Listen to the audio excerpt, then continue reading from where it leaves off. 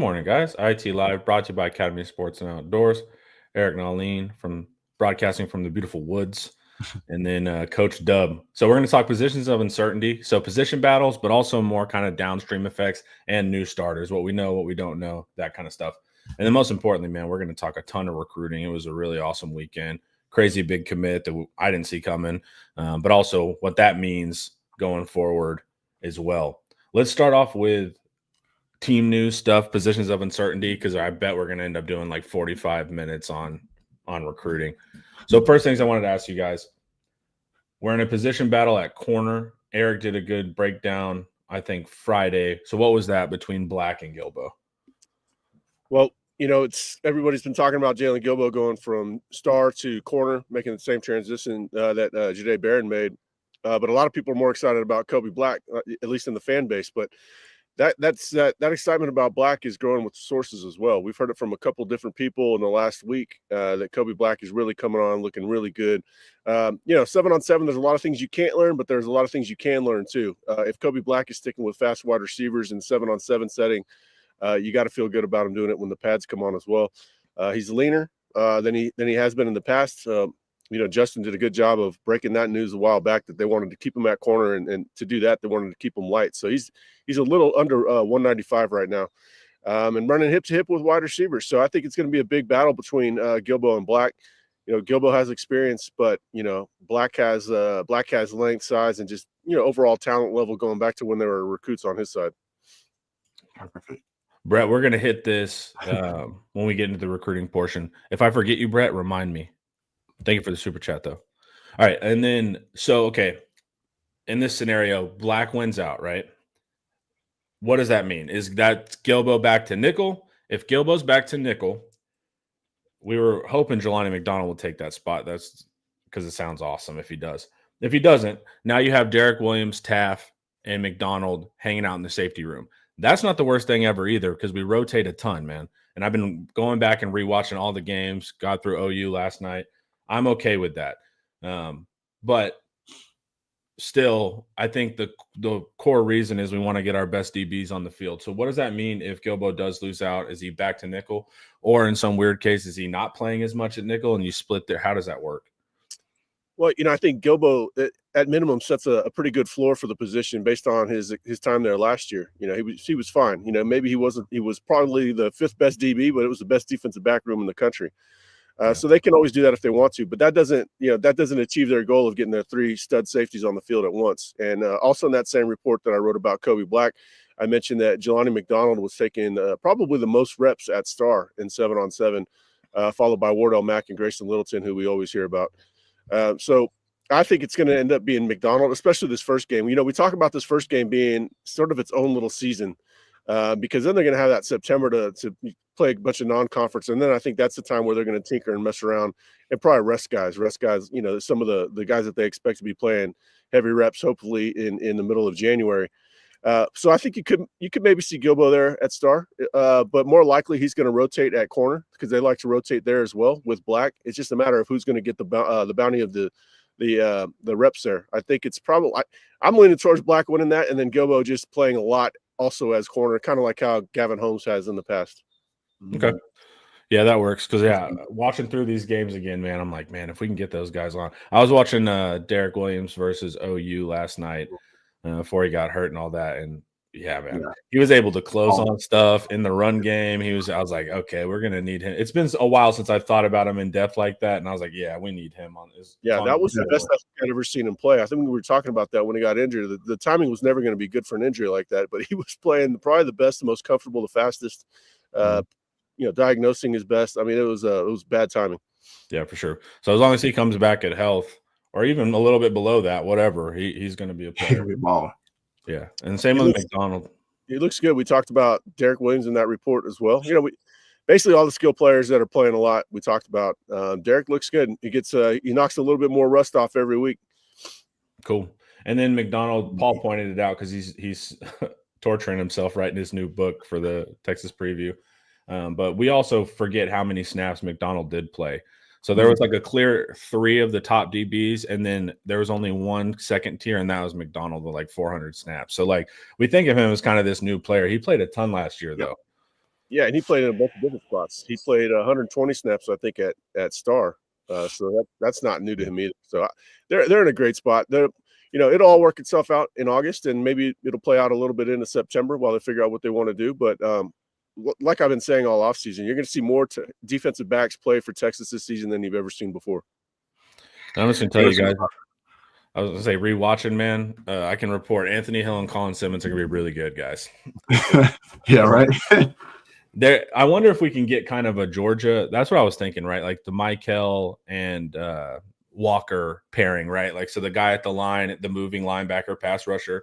I think we can kind of recreate that style pretty damn well too. When I was watching last night. Yeah, right. You throw in Trey Moore as well. Like, who's gonna block who? Yeah. Also, get halfway through Mateer playing Texas Tech. That first half was whatever, bro. That was not Mateer putting points up on the board. So that was interesting. There's some holes in his game, guys. Oh no. He doesn't know how to set his feet. He's trying to run every time. Okay, guys. Let's talk about other side of the ball. Interior offensive line in general, really, we could do. So, of course, we're replacing a lot there. These are going to be kind of question stuffs, but what's the latest on the offensive line? And also, just importantly, man, like rewatching through the season, I did a tweet. Mississippi State, how well Arch did was totally in spite of the offensive line. I mean, we were killing drives with penalties all the time.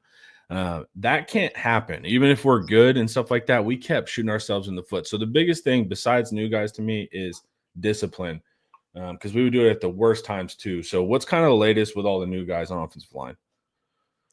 Well, I would say that they've had penalties, far too many penalties throughout the Kyle Flood's tenure here. Yeah. And always at the worst time. You're on your own 10-yard line. Now you're on your own 5-yard line. Yeah. That's been a persistent problem, and I don't know how to explain it, especially with such a veteran group last year. If you want to know the questions about this offensive line, just look at what they're recruiting. They're going after 100 tackles, and then they're looking at Nicholas Robertson, who's an absolute road grader. So they're thinking they're missing a road grader on the offensive line, probably trying to replace DJ Campbell. And then they need a lot of tackles. Tackle depth is not great. They've got maybe 3 guys they feel good about right now.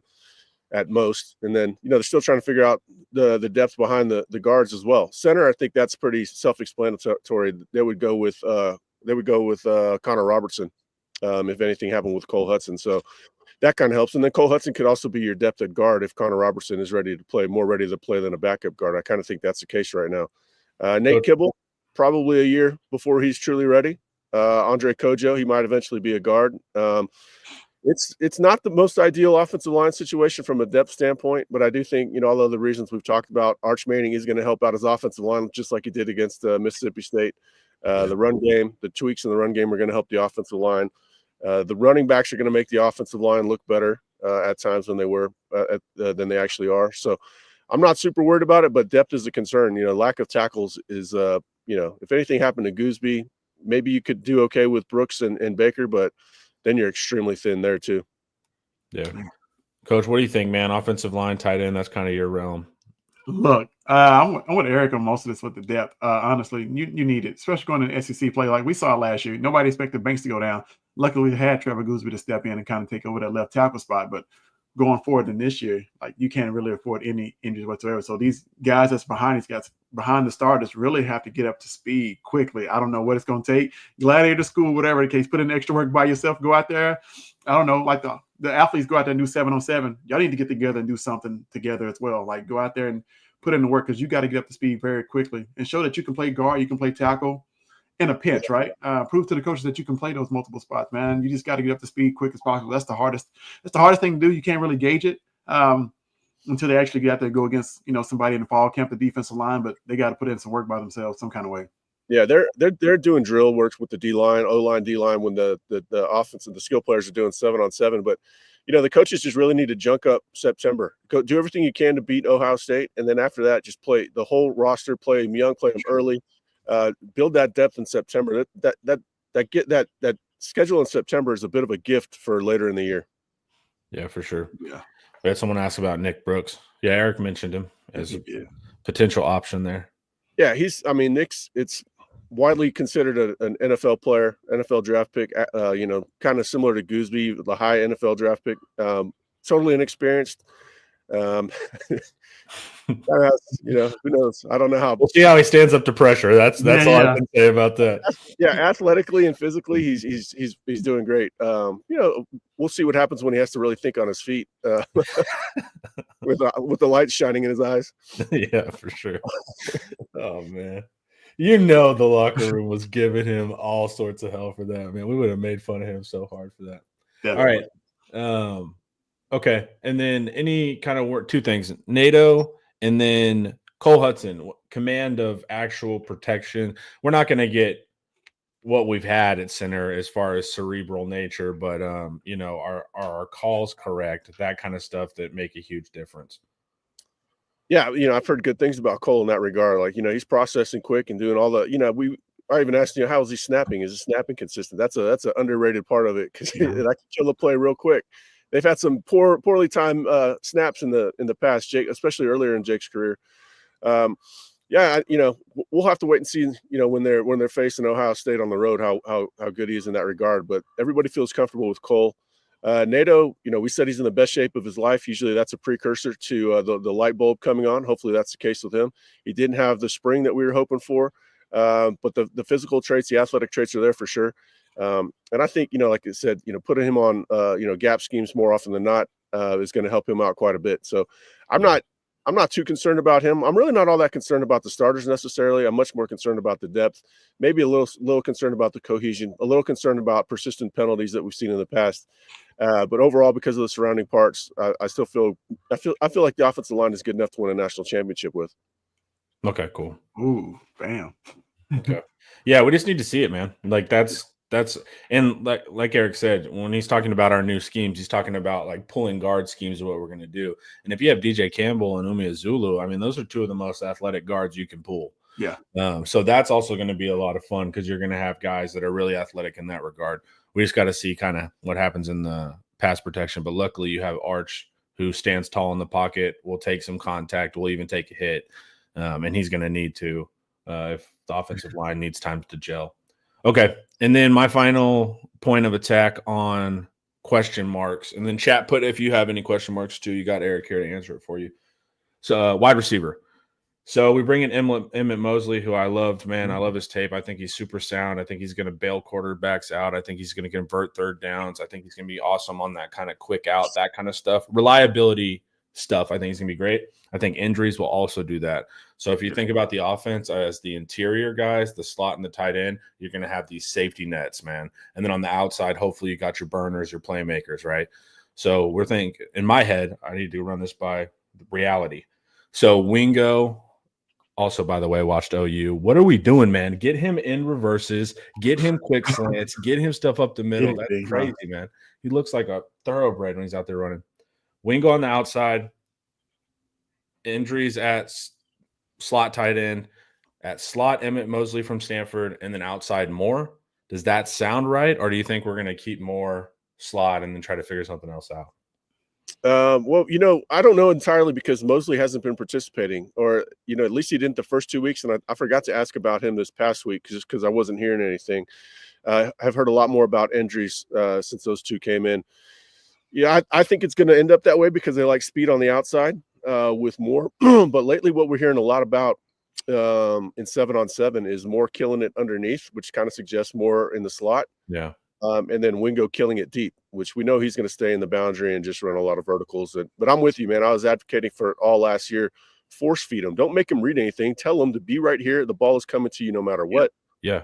Catch it and then run as fast and hard as you can, which he's really good at. So, but I don't think we know exactly what's going to happen. I'll check more on that this week to see specifically where DeAndre Moore is playing. But I think long term that's what it has to happen. I just wonder if Mosley came in nursing some sort of lingering issue or something. I don't know. We just haven't heard about him out there on the field yet, so it's hard to know. But they've got a lot of different options they can run. Parker Livingstone was mentioned this past week. If Livingstone is playing, that tells you that Moore's going to be in the slot if they're going three wide. Yeah. That's really the best way that works, even though he has taken some snaps there. But yeah, they like that vertical slot because they love the slot fade. And so, can Mosley do that? I'm not sure. We know Moore can. Yeah, that's the play that they scored on with Arch and Mississippi State was that slot fade to Moore. So, yeah, that'd be cool. And I'm down for Livingstone, man. Man, tell me about it. Hey, I would say this, like you just said about the defensive guys, you got your starters for Ohio State looking at it as a one-game season. You have a couple other games out there to figure out receiver who can play where, right? So you have time to get that situated as you go. Yeah, September, I think September is going to be ugly, and I'm here for it. After Ohio State, everybody's going to be riding high, maybe the number one team in the country, and then like, hey, they don't look so sharp. No, because they're playing a bunch of guys that don't really know what they're doing yet. They're just going out there and being athletes. So that's the time. That September schedule is you got to figure out who you can count on in October and November and even further on than that. So I hope that they're going to win a lot of those games by 30 points regardless, but I think they should be ugly at times just because you're playing so many young players. Yeah, I agree. It's going to be a lot of tinkering post Ohio State. Really curious how the running back room will play out. Eric, what are your thoughts?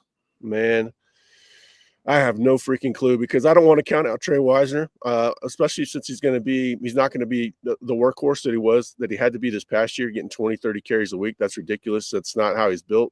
I mean, he's built for it mentally and from a toughness standpoint, but not physically. Yeah. Hearing really, really, really good things about Christian Clark. CJ Baxter is moving well in agility drills, which tells us that he had a good rehab. If they've already got him moving in agility drills with everybody else, there's a lot of demand on your knee in that setting. That's encouraging. There's Jarrett Gibson. I think they're going to play a deeper bench, especially early in the season. Again, going into September, that's when you want to knock off the rest of Baxter. I don't think we're going to see a ton of Baxter against Ohio State. I do think we'll see a lot of Clark, Wisner, and some Gibson. How it goes beyond that, man, I have no idea. I was asked this question the other day. What does it look like in the first game? What does it look like at A&M in the last regular season game? I tend to think Christian Clark is going to be the guy that gets the most carries or maybe the most yards. His yards per carry is going to be the best, would be my guess. But they really like what Trey Wisner brings, versatility, toughness, reliability. And then you got CJ Baxter, who's a total wild card coming back from injury. Yeah. Well, and the thing too with coming back from injury is, of course, you can be degraded, but oftentimes that rehab makes you stronger. Like you're in your knee, you're a little bit mentally scared of it, right? To put things on once you get through that. But a lot of these times, I mean, you see like the movements you have to do in rehab. So it's more about trusting your knee again. That's going to be important. And so my notes from kind of yesterday when I was watching OU is that like Jaden Blue is going to be missed because we don't have the burner in a rail like wide receivers. So you're gonna need something. That was an important part of our game. No. Did you read the whole report? I also mentioned Ryan Niblett. This is what I was gonna say. You're gonna have to move Ryan Niblett there because he's gonna have to be the one that's gonna have to do your quick rails, that kind of stuff. So is he gonna be integrated? Jaden Blue was a nice bell and whistle, but they needed a hammer to help Trey Wisner out more than anything, and they didn't have that. This year they're going to have that. I'm pretty bullish on the group by committee. I'm not sure what to expect from any individual player just because there's so many different variables going on. Christian Clark is a really good lateral runner, like we always say, but he looks like Bijan whenever I huddle. And what I mean by that is like Trey Wisner runs with his shoulders over his legs, meaning that so he's a forward runner. If he gets hit in the legs, he's going to go down because of gravity and balance. Yeah. Christian Clark, you want running backs that sit down in their seat and then they're lateral, right? So if they get contacted, they can still keep going. Christian Clark provides that in my theory. So I'm excited for that. And then I'm just a little, I guess, disappointed in the Gibson stuff because like pre-spring, that was the one that kind of wanted like, hey, man, we need to work on this. And, and now we're hearing like still third thing. So is that a light coming on thing? Do we know kind of why Gibson's not rising to what the coaches maybe thought he could? I think because Clark came back so quick and so ready to roll. We just, because I asked about that after spring ball. I said, hey, we didn't hear anything about Jarrett. Or we didn't hear much about him. He's like, no, he's fine. He's better than he was last year. It's just, Christian's infirm, and you got Trey, who's, Trey's holding onto that spot for dear life. He's the toughest guy to peel that away. I mean, he's the Energizer Bunny in practice too, man. How are you going to sit that guy? And he's put on some good weight. It's going to be tough to unseat him, but Clark would be most likely. But Trey's still going to play a ton. Yeah, when I tell you, man, Trey's the one that gets practice going. Yeah, he's the Michael Taft from 2 years ago where everyone was trying to bench him and you just won't because of the mental ego. Right. And I don't really want to. I just, I want to see him healthier at the end of the season. He was so beat to heck, after last year. We don't want to see that again. Yeah, for sure. All right, Eric, how healthy will Derek Williams be? Wardell Mack at nickel. Wardell Mack, breakout player this year on D. We talked about this a little bit in opening, but Eric, you can recap. Yeah, Derek looks good. Nobody would tell me, "Oh yeah, he's your for sure starter yet." But I think all signs point to him coming back and starting. He's looking good. He looks better every week. You can tell there was a noticeable difference from first week to second week. Had a good third week as well. Wardell Mack, I think, is going to play a lot as Jelani McDonald's backup, or also when they want to do matchups. If it's going to be more of a fast slot, a guy that's tougher to cover, you're going to probably have Wardell Mack as a corner on him. And when it's more of a physical team or maybe a tight end, you're going to see Jelani out there more often than not. I was told this past week they're going to play matchups and scheme. It said it's almost like basketball the way they're going to work matchups in the secondary. So, cool. I think Wardell's going to play a lot. As far as breakout year from him, no, but I think it would foreshadow him becoming a really good football player.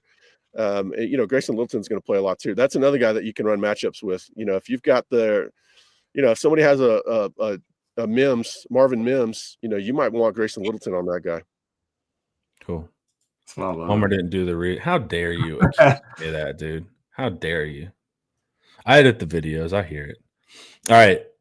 Trey. Oh, yeah, this one. Trey on the bike during the A&M game was a top 10 moment of the season. He was just beat, dude, on the bike. And then they're like, Trey, get back in. He was like, all right, cool. It just shows you. There's a good bike moment the year before when big old Tavondre was on that thing. Yeah. Yeah. You could barely even see the bike. Yeah. One of my favorite sideline moments, Savion Red. His blow up was a legendary one. I thought we missed him last year. I watched the Barstool interview with Diego Pavia. Did y'all see that? No, he was supposed to go Choate. Choate had him at Nevada. And then Choate was going to get him, which I thought was interesting. He really liked Choate. And then his OC went to Vanderbilt, so he followed him. But it would have been cool to see Pavia under Choate. That would have been pretty cool. Those two would be a really good match for each other. Yeah. Both firebrands, tough guys. Yeah, that would have been cool. Yeah. All right, before we keep going, guys. In honor of your service and support for our country, Academy Sports and Outdoors is offering military and first responders 10% off your purchase, both in your local Academy Sports and Outdoors store and online, all the way through July 4th. I'm excited for that. Exclusions apply. You guys visit academy.com/discount for details. Shout out to all the people helping this country and helping local governments as well. Yeah, helping this country this weekend too. This is funny. Well, in defense of Pavia, he's from New Mexico, and I'm not sure there's internet. Having driven through New Mexico a million times, I'm just not sure that there's much internet out that way. Dude, whenever I drive out west, it's just like profound how much space there is, when you're driving through it. Because you live in North Texas and stuff, you're like, we're crowded, man. And then you go out there and you're like, man, this is magnificent. America looks almost the same from about Junction to Riverside, California. It's a tough drive, man. Dude. And then Josh Pate said, who is Diego Pavia, back this morning. So they're finally getting their internet beef going. But man, talk about a real interview, dude. Pavia, that was a fun interview, very candid as you can imagine. Go check that out. Man, that guy's likable. When you play him, you don't like him, but almost in every other context, man. New Mexico's produced some really damn good boxers, and he seems more like a boxer playing quarterback than anything else. He's out there like he wants to fight. Well, that's why I was gonna say he's like UFC guy. He can't handle a slight, So it's like he's gonna respond every time. It's a fighter mentality. Yeah, is that the interview where he mentioned like the SEC and Big Ten only real football conferences or something like that? Well, no, he said SEC really is the only football conference. Yeah, and then the only one. Yeah, most are Big Ten guys. Yeah, and he was like, there's 3 leagues, in the NFL, the AFC, the NFC, and the SEC. And then of course I think those guys are Big Ten, so they're like, who won the most recent national champion? Started that whole thing. But man, he's fun, dude. Yeah, it's better than the typical athlete interviews. That's for damn sure. Okay, let's see if there's any final questions on kind of the battles. I think we're good there. I'm trying to think if there's anything off the top of my head. No, we're good. National championship, guys. You heard it here first. Yeah, all right, let's talk a really sick recruiting weekend. Final big official visit weekend.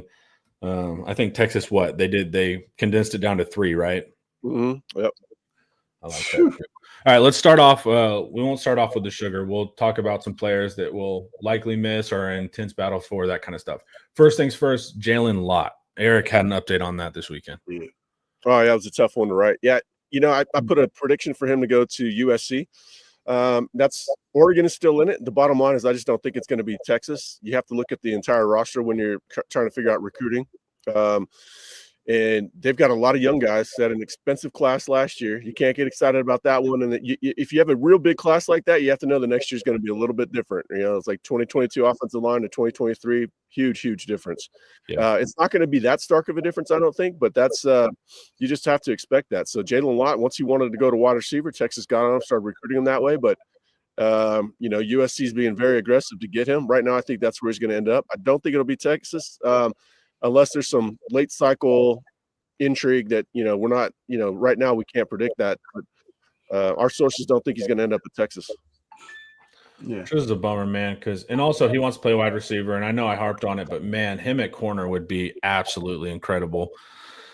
That's why I'm not too down on it. Texas is going to get one of Samari Matthews and Devon Benjamin. And you've got Jermaine Bishop that you can go play at wide receiver, who's a better wide receiver, certainly more polished wide receiver than Jalen Lott. So, ideally, in an ideal world, you would have Lott. I love him, love the player. But he doesn't want to play the position. I think that he's the 10-year NFL pro. So, Texas is going to be fine. They're going to probably end up with a very good corner, an elite corner, and then you got Bishop that can play wide receiver. Yeah, I thought you posted an absolutely wonderful GIF when you put, Bishop from Juice up there, like, like next up, he can play receiver, guys. Like, don't get it twisted. So yeah, we're okay. I mean, I get it. Lots of phenomenal player. I think he's a NFL DB, but kids got their minds beat up. Bishop has like 3,300 receiving yards in the last 2 years and 35 touchdowns. I mean, he's a real receiver. Yeah. He's also just a very unique cover corner prospect as well.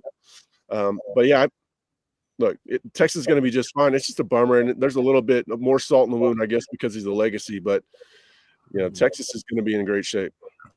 Yeah, for sure. All right, another legacy and another wide receiver position, Caden Finley. We're in it with Notre Dame, number 1 receiver on our board, right? Number 1 pure receiver. But I don't know if things are looking wonderful there. He's on his visit this week. On this weekend. Look, Notre Dame is a key player in this recruitment. It's tough, right? It's going to be a battle come July 4th on which way he goes. But I mean, that's confidence on both sides. What you expect, and if I'm a dad just like Jermichael, I want my kid to go to Texas too and follow my footsteps, man. Which that's a great pitching tool, right? Everybody wants to be like their dad for the most part. But you got Notre Dame, who's been in this thing from the beginning and really doing a great job just recruiting Jermichael and selling him on maybe the next. Great house, going to Notre Dame. So this is going to be tough, man. I know, like I said, he had a visit this weekend. I know we reported, a little up and down, but overall I thought he had a good visit. But, man, Notre Dame has just been more consistent, and we'll see what happens July 4th. I like to see what Eric thinks, but, yeah, I think that, it's going to be tough come July 4th. I think he could go to South Bend, but we'll see. Oh, man. July 4th, I'll be face down in this dirt behind me. You guys can cover the recruiting. Yeah. Notre Dame feels confident, and Notre Dame wasn't all that confident a week ago. So if I'm picking up on confidence from the Notre Dame side on a Sunday night after his OV, that's not the greatest sign. So it could be maybe it's Jaden Greathouse, maybe it's Colton Vasek, where the kid commits to OU, and then he's a legacy. His dad played at Texas, and then he ends up realizing, man, what am I doing? I'm going to the wrong school. Maybe it's like that. I don't know, but definitely Notre Dame has done a masterful job recruiting him. I think the family's a little bit split on what's best for him, where he should go. Texas has some work to do before July 4th. What do we got? 9 days. Yeah. Yeah, and you have the rest of the 6 months. But also it's like, look, man, of course you want your kid to go to Texas, but also that could end up working against you if the kid's like, I want to, Dad, I want to make my own path in this world. But also, man, you're really not going to go wrong choosing between Texas and Notre Dame. It's like your execution, your education is going to be fine. It's like those campuses are entirely different. I mean, I've walked Notre Dame the week of Michigan years ago, and it's an entirely different place. So maybe he just feels more comfortable in that setting than he does in Austin. I don't know. The kid, where was he born? He's not, he was born in Green Bay, I'm pretty sure. I mean, it's where's he more comfortable? And Alito's not the biggest place, so maybe he's just more comfortable at Notre Dame. I don't know. Yeah. And then he kind of his play style fits good at Notre Dame too, man. Like just like the sure receiver thing. Like, but Texas just took a guy like him, Emmett Mosley. I think Finley's a superior. Chris Jackson's starting to change. That's what I like. Like Chris Jackson's like getting away from like pure speed and going into more like traditional receivers. Well, that's what he wants to. He wants guys that look like NFL wide receivers rather than just pure blazing athletes. But Texas is recruiting Finley very hard. He's been the number one in-state guy since pretty much the cycle kicked off. And they're looking around nationally, and we don't really like what we see out there. What we do like is going to be stupid bidding wars that they don't have the bandwidth for this cycle. So I think if they miss on Finley, they're just going to stay on him, and things might get more interesting in the fall. Yeah, absolutely. Yeah. That's going to be cool. I'm slyly trying to pull up some tape here. Okay, here we go. So this one was pretty cool, guys. I liked this one. Let's see. Oh, man. Richard Wesley. Able to pull him. Reclassification, you wouldn't be able to tell it. Decommits from Oregon, picks Texas. Awesome. Man. When he reclassified, I faded him hardcore. I'm like, oh man, at that position, you're just going to have to sit forever. It's too expensive to have a guy sitting on the bench and all this. And I watched the tape and said, what the hell? Mm-hmm. It's like getting Lance Jackson again. Yeah, baby. Yeah, man. Totally surprised by this one, but man, like you said, most kids can't reclassify and look ready to play, but this kid is, man. He's ready to go. Size-wise, physique-wise already, but like you said, look at his tape, man. Long arm, long frame. Like, you can add some mass and muscle to him. Like, I think he's going to keep his athleticism. He can be 270, but still be explosive off the football, man. I think this is an absolute complete defensive end, man. I love this kid. I like what he can do, what he brings to the table. And shout out to Coach Loudon Clark. First committed to 5-star, man. Like, how do you can't start off your career at Texas any better, man. I love it. Clark's going to end up being a really important addition to this staff, man. It all starts. The reason we track the big boards early on is because that just points to the direction that it's going. The class is going. And so when we started taking a good look at this edge big board, we're like, wow, they're going to land some studs. It's just a matter of who. I had an article last Thursday. Was what would define a successful recruiting class, and number one was hold on to Diabell. Number two was land Felix Ojo. Number three was land one of Trenton Henderson or Richard Wesley. So mission accomplished. I felt strong they would get one. I didn't know which one. I didn't know when. When Wesley first popped on our radar, we heard good things about Texas's chances, and then he committed to Oregon. And we're like, okay, well, whatever. I guess what we heard was BS, but it turns out it was more like Josiah Sharma. Commits Oregon for a short time and then flip to Texas. So, yeah, I kind of think this one's going to stick. Obviously, they're going to have to recruit him through the whistle. For sure. Yeah.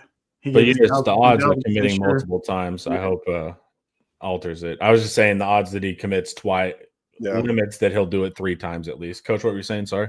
No, I just get a little weird when kids say I'm 1,000 or 10,000% commit. It's like, man, yeah, all right, I hope so, but we'll see. Yeah, that 99 reminds me a little bit of Solomon Thomas too with his good one. Yeah, so that was a big grab, unexpected. So I try to do my tea leaves through recruiting pictures. I mean, sometimes you can see the smile on the mom's face and that they committed, and so but Richard Wesley, I did not see it coming because this is a stone-faced dude. He just no expression. So he looks a little angry in his picture, like his picture with Sark and stuff, but turns out it's not 100% accuracy on my smile reading abilities. But sometimes if you see like Sark, the recruit, and both parents smiling brighter than you've ever seen, it's probably good news, man. Yeah, that's what Drake Quinn's family, if you go by that metric, that very important scientific metric, mom was dressed up in burnt orange. She looked like $1 million. Dad had on the burnt orange polo. They were smiling like they just got the keys to the city, and then they went to Clemson. Maybe those shirts were reversible, had a little lighter shade of orange. Well, I mean, it's an offshoot of hat science, Eric. So it's not perfect yet, dude, but we're working on it. All right. All right. What does this mean for Carleton? Does this have any effect? I've had people ask about this. I'm going to say no. think they're two different type of defensive ends, two type of different edge guys. I think Carlton, the long frame guy, like he's going to be, I won't say developmental guy, but he has a high ceiling, right? He can end up playing either side Jack or Buck. But we'll see with Carlton, but I don't think it has any thing to do with, taking Wesley whatsoever. I mean, you want more than one guy anyway, right? You need at least 3 edge guys. The more, the better, if you ask me. So it doesn't have any impact whatsoever. Yeah, think of Carlton like Zena, where he's going to start off at Buck and then probably evolve over time into Jack. He's got that longer frame that's going to take some time to fill out. Question with him is, what Colin really brings that they lack in that position is he can drop into coverage. Now, these guys are a little bit on the longer side, Carlton, Zena.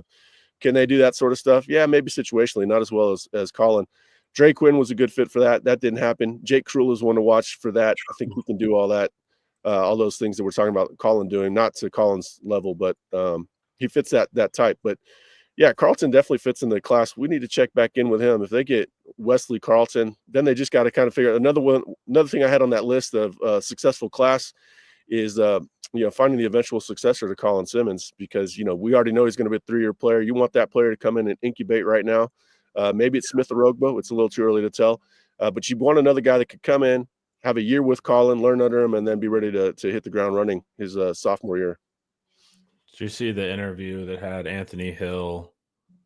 It was Texas One's podcast. Anthony Hill and Colin Simmons. And Colin, I can't remember exactly, but Colin Simmons was talking about, and then after your junior year, you leave. And Anthony Hill was like, "What do you mean after your junior year? It goes freshman, sophomore, junior, senior, dude." And so it was funny. So Colin was laughing. But hey, Anthony Hill confirmed returning for his senior year, but it was a funny moment for those two guys that'll obviously need to be out of here. Okay.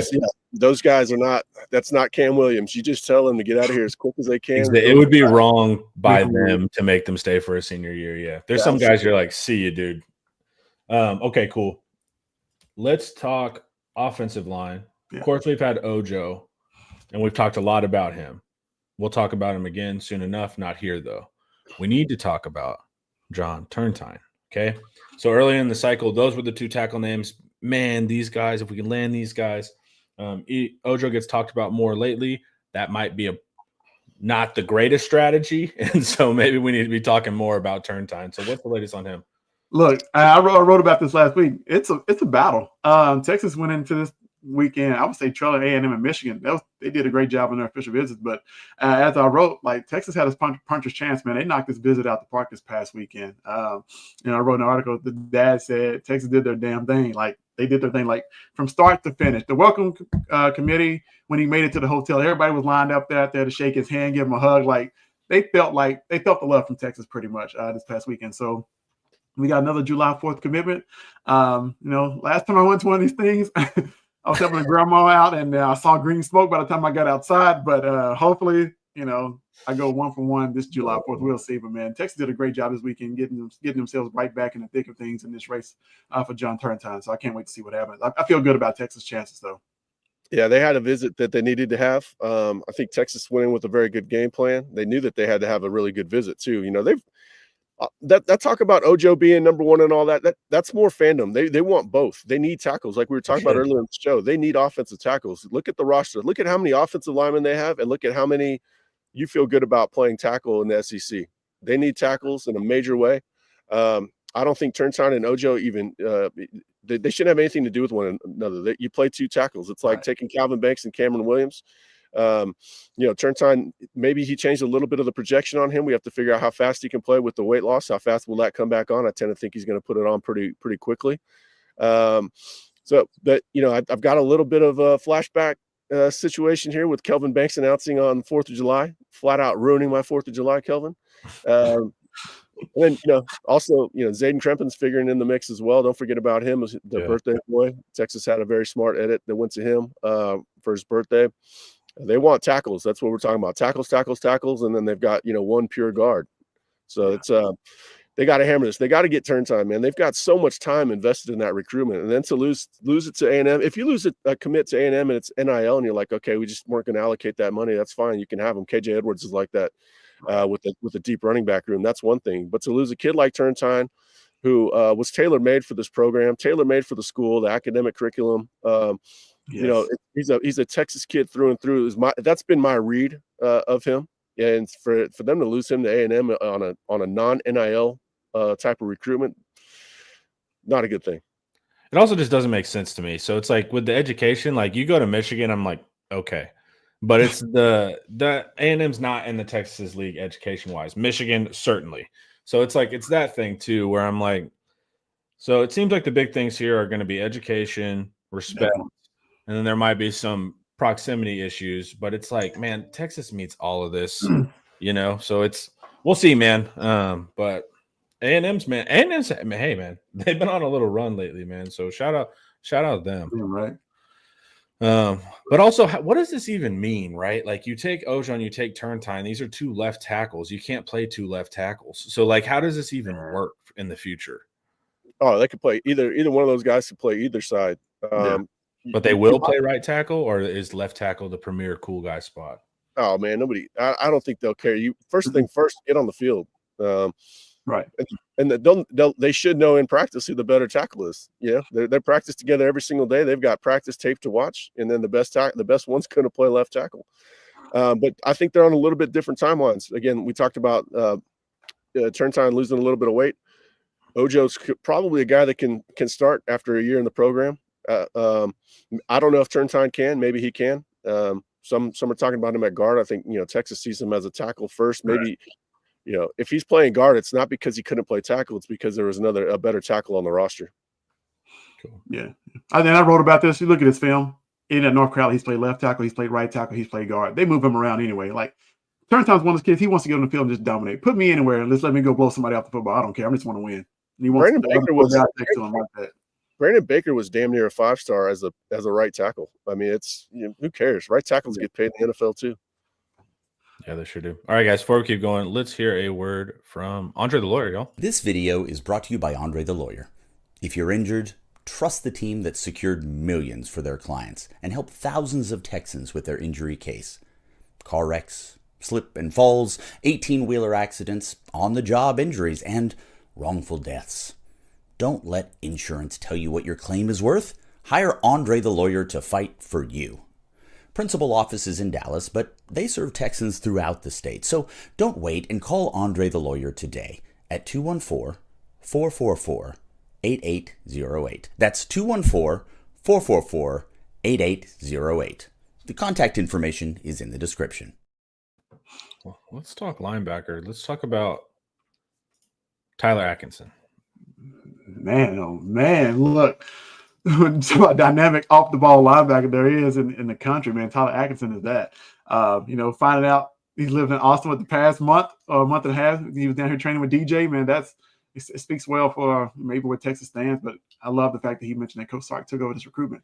I'm not familiar with baseball. I think Manny Rivera, one of the best closers, right? I think Sark is probably one of the best closing recruiter coaches in all of college football, man. So the fact that Sark took over this recruitment says a lot about what they think this kid is.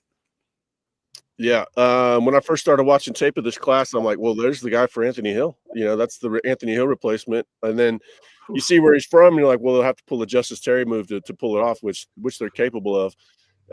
This is going to come down to whichever high-level elite program has the will to win it. And I think you know what I mean by will. That's it's gonna be very expensive. Can Texas do it? Sure. But if Texas gets him, you have to say, okay, at what cost? You'll have to short somebody else. You have to fade them on probably another elite prospect. But like I said, if they're saving cash at the skill positions like they are, if you look at the Texas skill positions, who do they lose next year? Who are they guaranteed to lose at a skill position next year? I don't think there's a single person in the program they're guaranteed. Guaranteed, yeah, no. Yeah, Andrews could go early. DeAndre Moore could go early. Right. That's it, really, right? I mean, so they're going to save money at the skill positions to put towards your front seven and your offensive line, and so they have the ability to get them. But yeah, it ain't going to be free. Yeah, but it is nice. He's been hanging and training with DJ, but also some other guys too, man. Right. So that's important exposure to the city. I think Justin had a quote, this could feel like home. I've never heard that one before, so I'm looking at that's original. There's some type of recruit media training that's going on. They're like, here are your 5 quotes that you can give the recruiting guys. It's such a copycat thing. They all read each other's stuff, and it's like, remember respect my decision, and Yeah. that took over the world. I would be just as happy with Braden Rouse, honestly. And I love Atkinson. That closing ability is insane. They got to get him lead off ball linebacker. They numbers are kind of a little bit low. You need that next wave coming in and learning, because it's a complex position. You need those guys in the program earlier than you need a wide receiver or a running back. And say you don't get the Tyler Atkinson, the Anthony Hill, then you really got to be able to read and stuff. If your athleticism can't solve a lot of the problems all the time, man, you got to be heady at that position. So we got to see. Yeah, you go find another Leonga Lafau would be great. They're in a good spot with Calvin Thomas, who visited this week, and Okpala as well. So they're gonna hit their numbers at linebacker. But everybody's gonna focus on whether or not they got that stud to that takes advantage of the Anthony Hill tenure at Texas. That's what they've got to do now. At a certain level, it doesn't make sense to do it. Everybody wanted Mark Bowman, but it doesn't make any financial sense to go get that done. So they've got to find that happy median of a really good player, but one that makes sense from a roster allocation financial standpoint. Yeah, especially a kind of linebacker. That's a weird kind of like if you're a playmaker, pay him, but it's not always a premium position. So it's just like it's not an edge, I guess you could say, but he can do both. That's why they're really liking Xavier Griffin, is because that guy's going to get you 6-7 sacks a year, even if he's playing off ball linebacker. Yeah, that's true. Now Atkinson looks like he'll be hell on wheels as a blitzer. He'll probably get his share of sacks as well. But yeah, they really want Xavier Griffin. I don't see him I don't see him as the same player. There's a little bit more projection with him as an off-ball linebacker. Atkinson, you can see him reading flow here. Not a lot of questions about Atkinson outside of how big is he going to get? How big does he need to get though? 225, 230 is good enough for him. Sure. Somebody like his skill set, or you get another Lafau. That's why they're building the trenches up. Somebody, the offensive line never make it to a second level with the trenches that they're building. So, you can go get you a smart player who can read like a Lafau and make plays behind the line of scrimmage or at the second level without being touched. So, Atkinson would be a great get though, because he can do it all, man. Good Lord. I wish there was another Ty Anthony Smith in the class. Something. A guy that you can really project as an off-ball linebacker. Okpala and Thomas are very good starter kits. Great build, length, athleticism, explosive players. But can they read? Can they play fast? That's the question. So you mentioned Calvin Thomas at linebacker. I want to talk about him as we try to fill out the room. What's the latest on Calvin Thomas? Man, absolutely enjoyed his visit this weekend, man. Smiles from ear to ear the entire time. Look, you get to see the everyday life of a linebacker, what you'll be at University of Texas, hanging around the guys, man. I think he just enjoyed that. How Texas plans to use him, just the entire plan academically, on and off the field, man. Texas is just a fit for this guy. As you see, he has a longer frame. Just looking at him, I think he's a guy you can kind of move around as well. Is he athletic as Atkinson? No, but man, I think he can be a special player at the linebacker position. Super athletic. He can rush him off the edge. You see blitz from depth very well, but I think Texas sits in a really, really, really good spot with Calvin Thomas after this weekend. Yeah, him and Okpala, we were kind of surprised. Remember, we were talking about when's this guy going to set his official visit to Texas? Because it's hard for me to project this guy in the class if he doesn't set his OV. So finally the OV happened. We're like, okay, Texas is probably going to get him, and then the visit happens, and it's like, wow, we'd be really surprised if Texas didn't land him at this point. And he's a true 6'3", right? Yeah, definitely 210. So how much bigger he gets? Maybe 230. I don't know, man. He's athletic. Freak. I know he played some tight end too. So man, he can. He's good in space. So, I think he's a phenomenal guy. I think he starts out with special teams, but in a year or two, man, this guy can be a player. I'm not quite sure who to compare him to, which I hate doing comparisons anyway, but man, he's an athlete though, for sure. Yeah. Yeah. Long arms too. I want to see what he. Yeah, man. That's a good job, reading. Very patient before he attacks. Well, he was like one that Eric was talking about. It's like he's like clearly makes sense. Why is he not being talked about? But you got to make your OVs. All right. Yeah, definitely. Let's talk trying to secure that fourth defensive line spot. Kenny Baker not playing around, dude. No. What if it's already secured? What if it? Whoa, RPM, dude. All right. Well, like I said, I should have RPM'd him, but I didn't know when he was going to make his decision. And now other RPMs, went in, and I don't want to play follow the leader. Yeah. Well, I'll do it. Give me one, dude. I'll bet. I want to bat 100, dude. You should. I Hey, want you should have to one. be should- one and done, in and out, 100% accuracy. All right. So let's talk two guys here. Kendall Gervil and James Johnson were both on campus. Let's start with Gervil. Big G, Big Gervil. Another kid who enjoyed the visit this past weekend, man. I think, look, Coach Kenny Baker's doing a phenomenal job. He's out there. Somebody made a joke that I think Baker's going to max out the card, man. Like, he's getting guys left and right at the defensive tackle position. But you look at this film, man, another solid guy to anchor. I mean, I don't know where you put him. You can put him at the one tech, or you can play him at the three. Another big guy, just disruptive. Can't have too many of these guys. I think you look at some of the national championship teams, they all had depth at the defensive line who could just come in and rotate in and still play with dominance at the front. I think Gervil gives you that. But I feel really good about Texas' chances in this one. Yeah, my guy in Florida was kind of conceding him after this weekend. And I think that's right in line with the RPMs going in. To me, this recruitment all came down to, is he going to wait till December? If so, then, who knows? There's no point in putting in a prediction because so many things can change. If he's going to announce on July 2nd, all right, that's a game changer. Yeah. And this is right in line. So Texas is in such a great spot.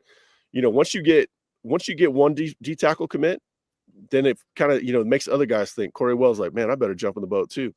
And then Vadi's like, I'm not going to play around. I'm going to get in. And then Gervil's looking like, oh, man, they've only got one spot left. I better take it. Now, do they only have one spot left? I don't know. They're recruiting James Johnson, maybe Lamar Brown with the idea of potentially taking a numbers buster or a best player available. Some of those recruitments might not have any resolution till December. So, might as well stay in it. You don't know if one of your guys is going to flip. Mississippi's going to keep coming at Corey Wells. But man, I absolutely love this class. This is like the elite version of what Tom Herman would take. What Tom Herman was really smart about was he wanted an assembly line of grown men coming off where, you get them in the program, they have time to develop. By the time they start playing, they're already grown men. By the time this group starts playing, they are going to be very physical. Yeah. They're going to be very big. And they're going to wear down offensive lines. Yeah. Yeah. Any final words on James Johnson before we keep going?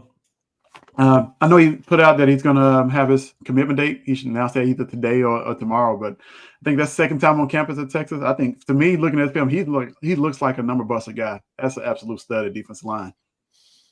Yeah, it's if I said if there's a Justice Terry in this class, it's probably him. And you just changed Florida or changed Georgia for Florida. He's been to Florida a million times.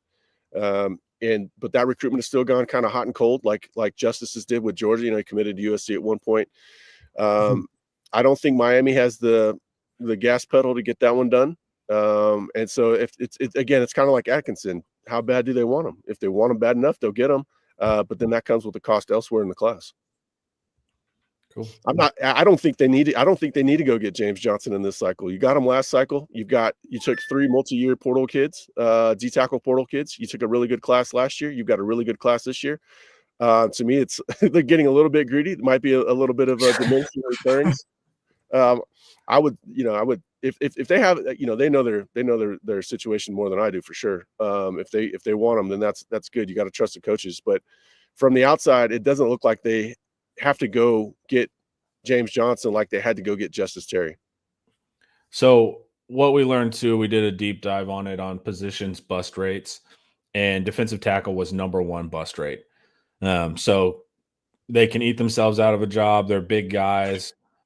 Sometimes they don't earn it, right? Their genetics determined they were going to be 6'6", and then their lack of proper eating at times, if it's Taco Bell based, doesn't mean that their size is always great too. So there's a high bust rate there. So I'm down with just taking a billion good options there because they thin out. But that's right in line with this class, and I agree with that. Except, if you look at who are the D tackles busting out at Texas right now, Sadir, mainly because Bo left, and that was always a question mark. He's kind of the guy that you talk about could eat himself out of a job or whatever. And then the other guys, there were bad evaluations now. Or they were just okay evaluations. The kid that ended up leaving for Vanderbilt was a great kid. their bust rate at D tackle is not going to be in line with what you see in a lot of places because the evaluation is so good. The culture is so strong. Look at T'Vondre Sweat. That guy didn't eat himself out of a job, even though it looked like he tried.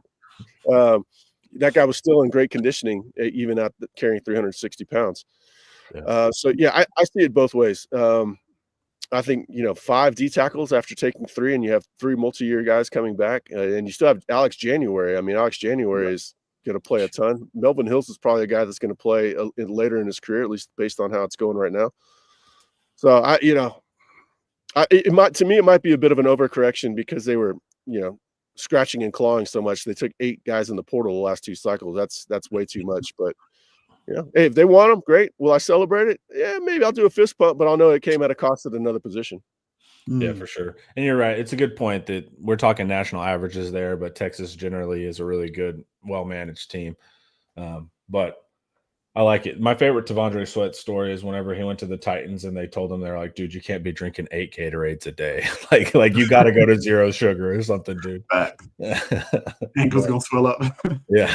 So it's just T'Vondre Sweat's awesome, man. Okay. And then we want to talk Brown at tight end.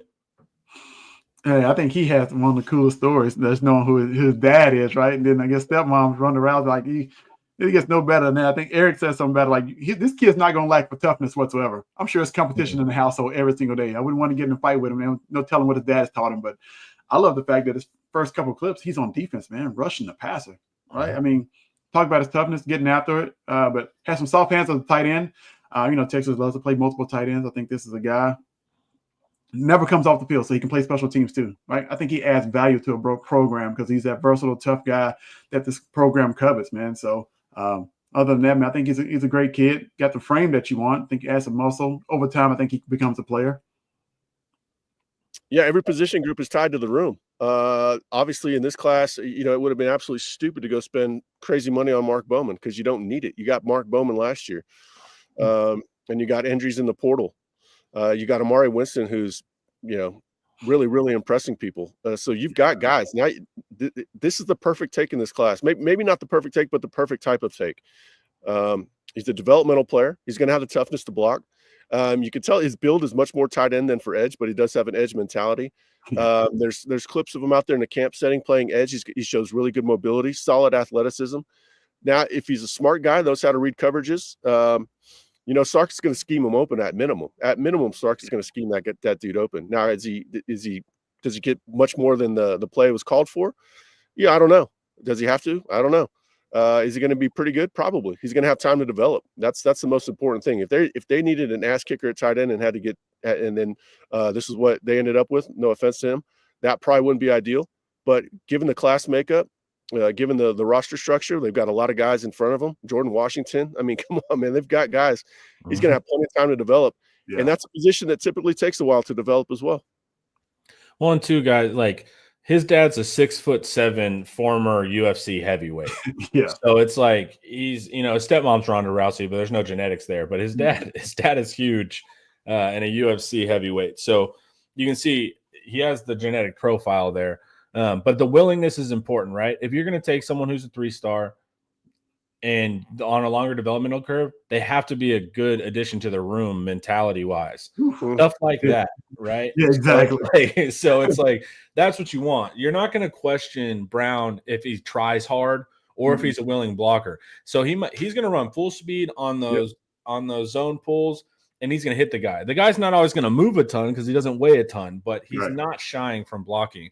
So if you're looking for intangibles here, it's got it. And like Eric says, in the context of the room, this makes sense because there's a good likelihood we'll have the best tight end room in the country next year with Washington, Townsend, Winston.